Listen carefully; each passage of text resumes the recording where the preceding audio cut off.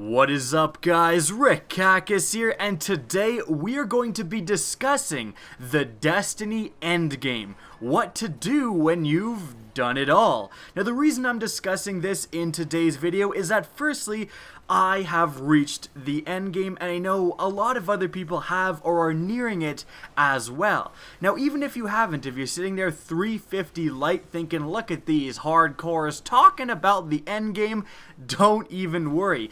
Although this video may not be applicable to you today, it will likely become applicable relatively soon in the future. It's pretty easy to level up now, especially with patch 2.4.1. So let's talk about it. Let's talk about what the Destiny endgame looks like. Now, the first thing people are going to do is likely to get to that maximum light level of 400. You don't actually need 400 light level to do anything in the game. Everything within Destiny is playable with less than 400 light. It's just going to be a goal for many players to actually reach that maximum light level of 400. The big three activities that are going to help you do this is firstly the Wrath of the Machine hard mode raid. The gear dropping there drops all the way up to 400, and it seems to drop pretty liberally above your current light level. I was 395 and getting 400 light level drops pretty consistently, so the hard mode raid is definitely a great place to get that high light gear. Furthermore, Trials of Osiris is also going to drop extremely high light gear. Even if you don't make it to the 9-0 flawless chest, you're still going to be getting very high light level drops just from the end screen rewards. And the last of the big three activities is the Iron Banner. Now, the next Iron Banner is going to be here in only a couple of days on November 8th. And Iron Banner gear will drop all the way up to 400 light. So the hard mode raid, Trials of Osiris, and Iron Banner are going to be, again, the big three activities that are really going to propel you to that maximum 400 light level. There's also going to be several other activities. If you're not interested or you can't find a group for any of those three, you can always grind strikes and get those strike horde chests. You can get exotic engrams to decrypt all the way up to 400, and if you're playing the Archon's Forge, ghosts, class armor, and artifacts drop all the way up to 400 as well. The grind to 400 is really the biggest, most common goal within the Destiny community right now. But what happens if you reach 400? What then? This question is going to be asked again more and more and more as Destiny moves forward, as time goes on.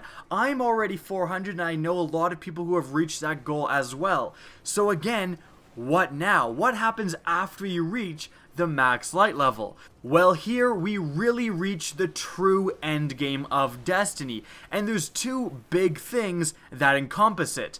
The first main thing that you're going to be doing in Destiny's endgame is to max out your build. Now, this encompasses several different things. Firstly, in terms of armor, you're going to want to be looking for those tier 12 capable gear pieces. You're going to want to get, gauntlets, chest pieces, all of the armor with extremely high rolls in intellect, discipline, and strength, and also come with the best perks. The perks you want, shotgun loader, sniper loader, all of that stuff. You're going to want to get the best of the best in terms of your gear pieces. Doing so is going to make pretty much all activities a little bit easier. The hard mode raid is going to be easier when you have a slightly faster recharge on your abilities and you have the perks you actually want to have. Competitive PvP is also going to get a little bit easier for those same reasons. Now, this maxing out your build also applies not just to gear, but also to weapons. You're going to want to go out and get the god rolls. Try to get the best Imago loop you can. Try to get the best waltz, the best grasp of Malik, all of that stuff. Going for the god rolls, and there is going to be a little bit of a variance within what is considered the god roll. Some people's idea of a god roll on a certain weapon is going to be a little bit different than someone else's, but generally there's going to be a few different god rolls each weapon can get. It's just like the best of the best in terms of stats and perks. And going out and trying to earn these, again, is a huge goal within the endgame. Acquiring these god rolls are kind of going to have the same effect as maxing out your armor. They're just going to make PvE and PvP activities a little bit easier, and in PvP they're especially going to give you a leg up on your competition. If you're competing against someone with the same weapon but you have a better roll, you're likely to win that engagement. So going for the best of the best in terms of weapons and armor is a huge part of the Destiny endgame. But that takes a while, and it's purely RNG, so what's another endgame activity? Well, the second big part of the Destiny endgame is completing your collections. There's a lot of different things to collect within Destiny, trying to get all of the shaders available in the game, trying to get the different ornaments available, the different emblems, all of that stuff is definitely viable things you can go for within the endgame. One of the more popular things is trying to get all of the different exotics within Destiny. Yes, the Necrochasm doesn't have any place in the endgame whatsoever, but it's nice to have it. It's nice to have all of the exotics within the game. Another common endgame goal is to get all of the different raid sets within the game. Have a complete set of the Vault of Glass armor and Vault of Glass weapons, and the same thing applies to the different raids as well. There's also a lot of really cool looking armor sets within Destiny, and a lot of players find it fun to collect these different sets of armor, and although they might not be tier 12 capable, walking around with a complete matching set is definitely going to turn some eyes.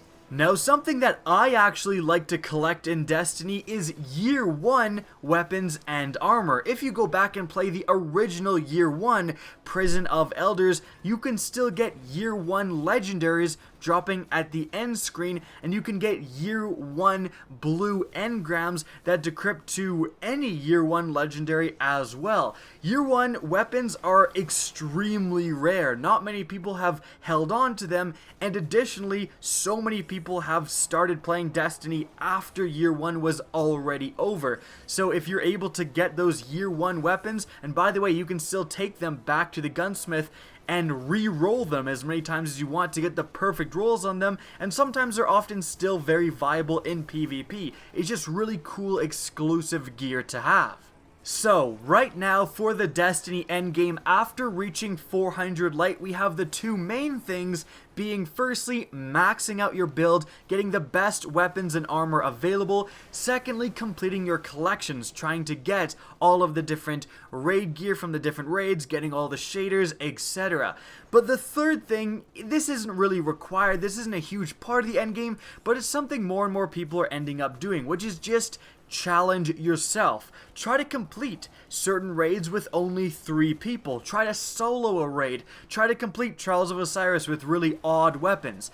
A lot of people are going to spend a lot of hours and have a lot of fun doing these challenges. They aren't required by any means, but they're fun nonetheless. So those 3 things are really what encompasses the Destiny endgame. However, there's some real issues with that. Again, those 3 things really are the entirety of the Destiny endgame once you reach 400 light. But again, there's huge problems with those things. Firstly, for maxing out your build, this is a lot more important to go and get the god rolls for PvP than it is in PvE. So if you're not interested in PvP at all, getting the god rolls is a lot less desirable. You don't need the god rolls to do the hardest piece of PvE content, which is the hard mode raid. I really hope Bungie acknowledges this and introduces an endgame PvE activity, something like a wave survival mode that goes infinitely, and you're trying to get to the world record of, the highest wave you can possibly go to. That way, there actually will be a place for the best possible gear and weapons within PvE. That stuff is going to make a difference in an infinitely scaling difficulty. Furthermore, there's also a huge issue with the second endgame goal, which is completing your collections. Completing your collections is something that a lot of players are going to want to do and spend a lot of time doing, but the saddest part is that it's not even realistic for so many players because vault space is so limited. It's nice to say go out and collect the different armor sets within the game, and that would be a great way to spend time in Destiny. Same with collecting year 1 gear, but it's just nowhere near realistic because again, you have nowhere to put those collections. You have nowhere to put collections of different exotics, different raid sets, all of that stuff, because again, vault space is extremely limited. As more and more people reach the end game, Bungie has really got to do something about vault space, because if people have no place to put their collections, their desire to play the Destiny's endgame is going to fall drastically.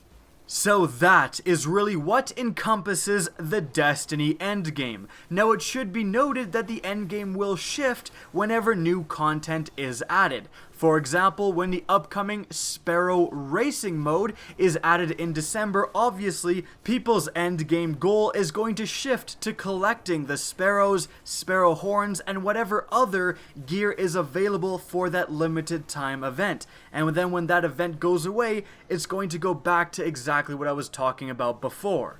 So we certainly have some things to do and sink time into within the Destiny endgame, but we also certainly have some problems. And if these problems aren't addressed, they will apply to everyone in the future. Again, they apply to a few people right now, but as more and more people reach the max light, try to collect things within Destiny and realize, oh wait, I have no space for it. Again, if vault space isn't addressed soon, it's going to become a big problem for a big portion of the community. So I hope Bungie addresses these issues that I've brought up today. And if you want them addressed, please remember to share this video. It's really going to help actually get some of these issues fixed. Now remember guys, no one's saying that you have to play Destiny all the way until Destiny 2. You can if you want to, but there's a lot of other great games out right now. I'm having a blast with Battlefield 1 and Titanfall 2. So if you're feeling bored of the game, if you're really kind of noticing the flaws of Destiny a lot more often, take a break from it. Come back for those live updates, but don't feel like you have to play Destiny solidly. So guys, that's it for the video. I hope you enjoyed and found this informative. Now if you did, please remember to help me out by simply rating and especially sharing this video. If you want to see more Destiny content from me, don't be afraid to slap that subscribe button. Now if you want to get in touch with me and keep up to date with the latest channel activity, the best way is to follow me on Twitter at RickKakis. That's linked in the description down below, as is my Twitch channel, which you can also follow. Again, I hope you enjoyed the video, and as always, have a good day.